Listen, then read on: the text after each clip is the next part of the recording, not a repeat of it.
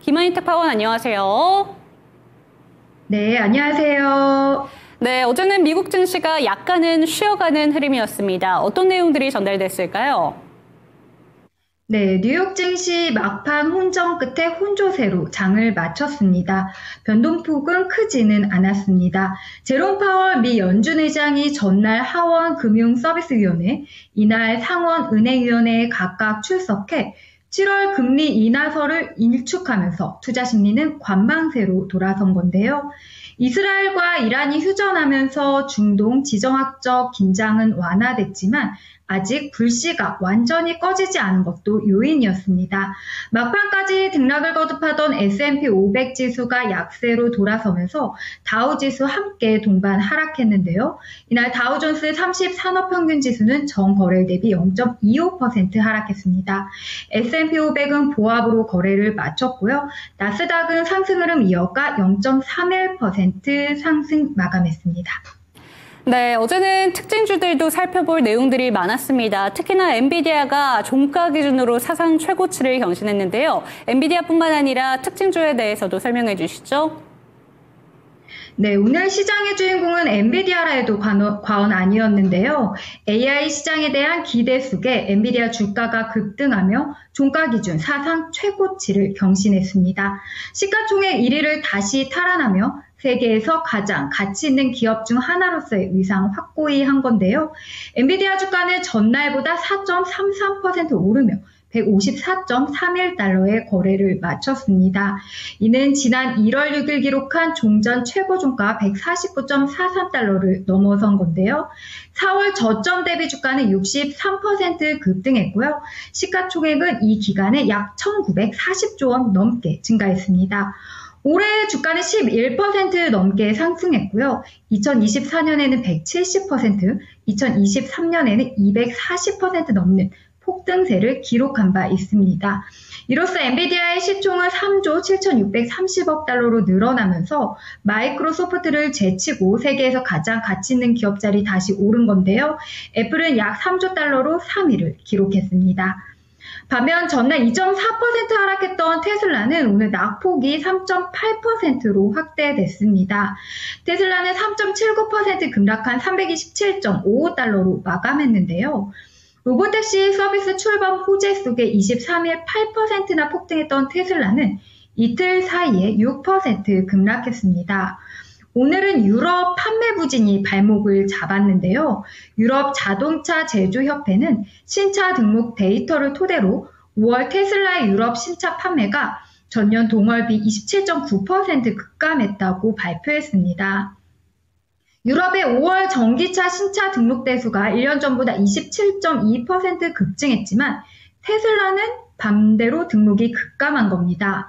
아직 테슬라의 핵심 사업인 전기차 사업이 비아디를 비롯한 중국 토종 업체들에 밀리면서 테슬라 실적에 먹구름 들이우고 있는데요. 비아디는 5월에도 전년 동월비 397% 폭증세를 기록한 것으로 확인됐습니다. 오늘 주식시장의 스타 또 하나 있었는데요. 전고체 배터리 스타트업 퀀텀스케이프였습니다. 퀀텀스케이프는 전날 밤 전고체 배터리 양산 최대 걸림돌인 고체 분리막 기본 생산을 시작했다고 발표했는데요. 이정표를 넘었다는 평가 속에 내년 양산 기대감이 높아지면서 퀀텀스케이프 30.95%나 폭등했습니다. 네, 시장에서는 이란과 이스라엘에 대해서도 계속해서 주시를 하고 있습니다. 이 트럼프 대통령도 어제 나토 정상회의에서 이와 관련된 이야기를 하기도 했었는데요. 어떤 내용들이 전달됐을까요? 네, 중동 지정학적 긴장 완화로 지난 이틀간 매수세가 유입됐던 시장은 이날 단기 상승 피로감의 보합권에서 엇갈린 흐름 나타냈습니다. 미 증시를 대표하는 S&P 500 지수는 이번 주 들어 2% 넘게 뛰었습니다. 중동 긴장 완화에 국제유가가 13%나 급락하면서 증시 상승으로 이어졌는데요. 전날 이스라엘의 대이란 공습 직전 수준으로 회귀했던 국제유가는 오늘은 소폭 상승해 0.9% 정도 올랐습니다.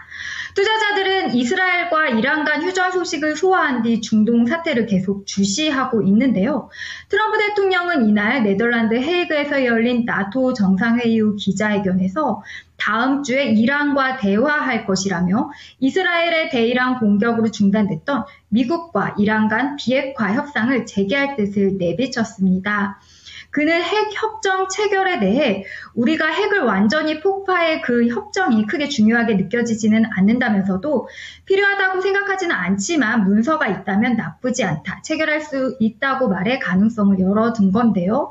중동 불안이 진정되면서 기존의 증시를 좌우한 재료인 관세, 금리 경로, 감세안 등 다시 주목받고 있습니다. 실제 미국의 상호관세 유예기간이 끝나는 7월 8일이 2주 앞으로 다가오면서 시장은 신규 무역 협상 타결 및 유예기간 연장 여부를 지켜보는 상황입니다. 트럼프 대통령은 4월 초 전 세계를 상대로 기본관세 10%를 발효했고 각 교역국의 무역 장벽을 감안한 국가별 상호관세를 중국을 제외하고 90일간 유예했었는데요. 그 기간이 끝나가는 겁니다. 네, 시장에서는 이란과 이스라엘에 대한 내용뿐만이 아니라 파월 의장의 이 청문회에서 발언까지도 주시를 했는데요. 어떤 내용들이 전달이 됐을까요? 네, 이틀째 의회에 출석한 파월 의장은 관세로 인한 인플레이션이 여전히 불확실한 변수라고 거듭 강조하면서 연준은 향후 몇 달 동안 나올 데이터를 통해 통화 정책 방향을 결정할 것이라고 밝혀서 증시에 부담이 됐습니다. 파월 의장은 관세 부담이 인플레이션에 얼마나 많이 반영될지는 솔직히 말해 미리 예측하기 매우 어렵다면서 클 수도 작을 수도 있어 신중하게 접근해야 할 사안이다. 물가 안정을 책임지는 사람들로서 우리는 그 위험을 관리해야 한다고 말했습니다. 신중한 통화 완화 기조 재확인한 것인데요. 파월 의장은 전날 미 하원에서도 7월 금리 인하가 가능하냐는 질문에 경제가 여전히 강력해 서두를 필요가 없다고 답변해 사실상 다음 달 인하 가능성에 선을 그었습니다.